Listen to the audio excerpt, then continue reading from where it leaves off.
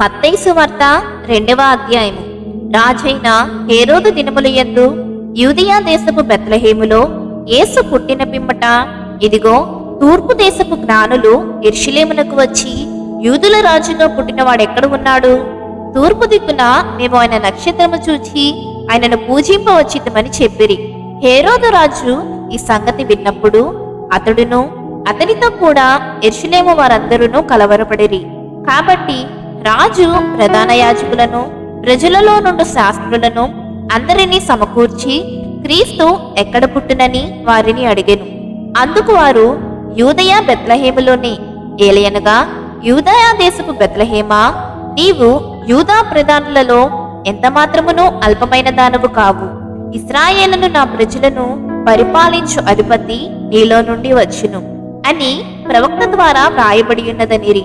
అంతట హేరోదు ఆ జ్ఞానులను రహస్యముగా పిలిపించి ఆ నక్షత్రము కనబడిన కాలము వారి చేత పరిష్కారముగా తెలుసుకుని, మీరు వెళ్ళి ఆ శిశువు విషయమై జాగ్రత్తగా విచారించి తెలుసుకొనగానే నేనును వచ్చి ఆయనను పూజించినట్లు నాకు వర్తమానము తెండని చెప్పి వారిని బెత్లెహేమునకు పంపెను.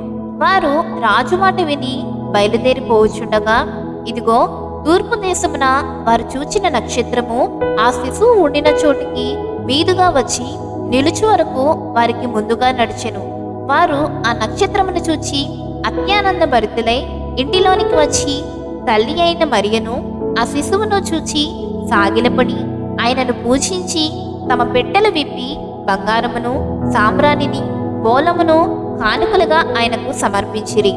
తరువాత హేరోదునొద్దకు వెళ్ళవద్దని స్వప్నమందు దేవుని చేత బోధింపబడిన వారై వారు మరి ఒక మార్గమున తమ దేశమునకు తిరిగి వెళ్ళిరి. వారు వెళ్ళిన తరువాత, ఇదిగో ప్రభువు దూత స్వప్నమందు యోసేపునకు ప్రత్యక్షమై, హేరోదు ఆ శిశువును సంహరింపవలనని ఆయనను వెదకపోవచ్చున్నాడు గనుక నీవు లేచి ఆ శిశువును ఆయన తల్లిని వెంటబెట్టుకుని ఐగుప్తునకు పారిపోయి నేను నీతో తెలియచెప్పు వరకు అక్కడనే ఉండమని అతనితో చెప్పెను. అప్పుడతడు లేచి రాత్రి వేళ శిశువును తల్లిని తోడుకొని ఐగుప్తునకు వెళ్ళి, ఐగుప్తులో నుండి నా కుమారుని పిలిచి తిని అని ప్రవక్త ద్వారా ప్రభువు సెలవిచ్చిన మాట నెరవేర్చబడినట్లు హేరోదు మరణము వరకు అక్కడ నుండెను. ఆ జ్ఞానులు తన్ను అపహసించిరని హేరోదు గ్రహించి బహు ఆగ్రహము తెచ్చుకొని తాను జ్ఞానుల వలన వివరముగా తెలుసుకున్న కాలమును బట్టి బెత్లెహేములోను దాని సకల ప్రాంతములలోనూ 2 సంవత్సరములు మొదలుకొని తక్కువ వయసు గల మగపిల్లలనందరినీ వధించెను. అందువలన రామాలో అంగలార్పు వినబడెను, ఏడ్పును మహారోదన ధ్వనియు కలిగెను. రాహేలు తన పిల్లల విషయమై ఏడ్చుచు వారు లేనందున ఓదార్పు పొందనల్లకయుండెను అని ప్రవక్త అయిన ఇర్మియా ద్వారా చెప్పబడిన వాక్యము నెరవేరెను. హేరోదు చనిపోయిన తరువాత, ఇదిగో ప్రభువు దూత ఐగుప్తులో యోసేపునకు స్వప్నమందు ప్రత్యక్షమై, నీవు లేచి శిశువును తల్లిని తోడుకుని ఇశ్రాయేలు దేశమునకు వెళ్ళుము, శిశువు ప్రాణము తీయజూచుచుండిన వారు చనిపోయినని చెప్పెను. అప్పుడతడు లేచి శిశువును తల్లిని తోడుకొని ఇశ్రాయేలు దేశమునకు వచ్చెను.